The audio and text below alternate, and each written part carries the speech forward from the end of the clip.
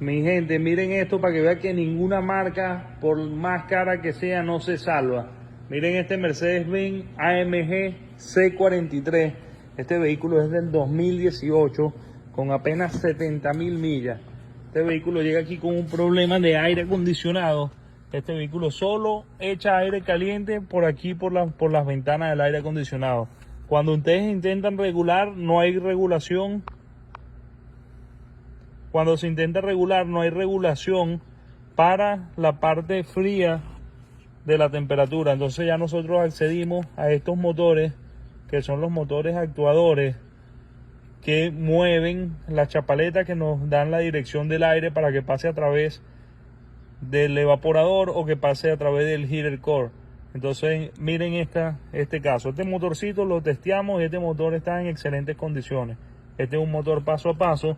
Pero miren, el problema va más allá. Hubiese sido mejor que solo hubiese sido el motor. Miren esta locura. Aquí estamos en la parte de abajo del auto. Justamente lo que estamos viendo aquí es la consola, una de las partes de la consola del evaporador. Déjenme hacer zoom aquí.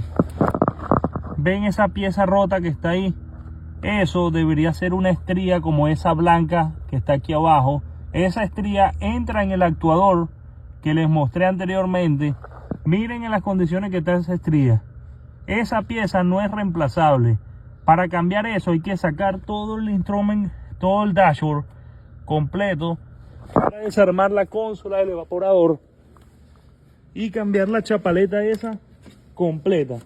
Entonces me van a decir que un vehículo de este target va a tener ese problema, y lo peor es que ambos lados de regulación, tanto el del piloto como el del pasajero, están igual. Una total locura, mi gente.